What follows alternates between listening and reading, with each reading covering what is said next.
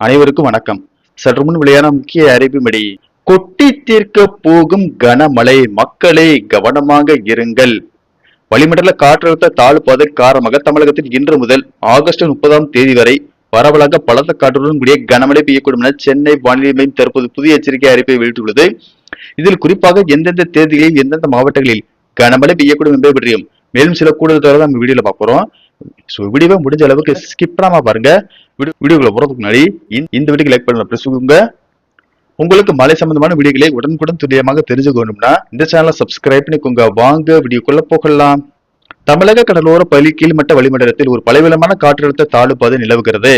இதன் காரணமாக இன்று கோயம்புத்தூர் மாவட்டத்தின் மலைப்பகுதிகள், நீலகிரி மாவட்டத்தில் ஒரு இடங்களில் இடி மின்னல் மற்றும் பலத்த காற்றுடன் கூடிய கனமழை பெய்யக்கூடும் என்றும் ஏனைய மேற்கு தொடர்ச்சி மலை மாவட்டங்கள் சென்னை, திருவள்ளூர், செங்கல்பட்டு, காஞ்சிபுரம், ராணிப்பேட்டை, வேலூர், திருப்பத்தூர், திருவண்ணாமலை, விழுப்புரம், கள்ளக்குறிச்சி, கடலூர், நாமக்கல், சேலம், ஈரோடு, தருமபுரி, கிருஷ்ணகிரி, சிவகங்கை, புதுக்கோட்டை மற்றும் மதுரை மாவட்டங்களில் ஓர் இடங்களிலும் புதுவையிலும் இடி மின்னல் மற்றும் பலத்த காற்றுடன் கூடிய மிதமான மழை பெய்யக்கூடும்.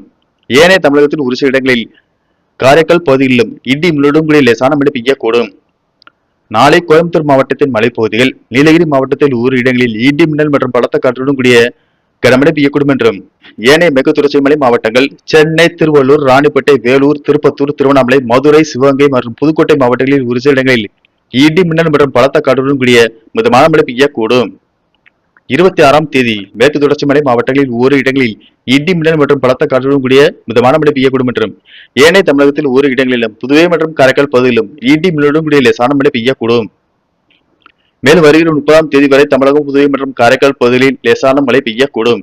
சென்னை மற்றும் புறநகர் பகுதிகளை பொறுத்தவரை வானம் ஓரளவு மேகமூட்டத்துடன் காணப்படும் என்றும் மாலை அல்லது இரவு நேரங்களில் நகரின் ஒரு சில பகுதிகளில் இடி மின்னலுடன் கூடிய மிதமான மழை பெய்யக்கூடும்.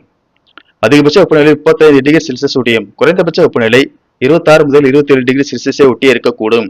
மீனவர்களுக்கான எச்சரிக்கையின்படி மன்னார் வளைகுடா மற்றும் தென் தமிழக கடலோர பகுதிகள் மற்றும் அதனை ஒட்டிய குமரிக்கடல் பகுதிகளில் சூறாவளி காற்று மணிக்கு 45 முதல் 55 கிலோமீட்டர் வேகத்திலும் இடையிடையே 65 கிலோமீட்டர் வேகத்தில் வீசக்கூடும் என்பதால் மீனவர்கள் அந்த பகுதிகளுக்கு செல்ல வேண்டாம் என்று அறிவுறுத்தப்படுகிறார்கள்.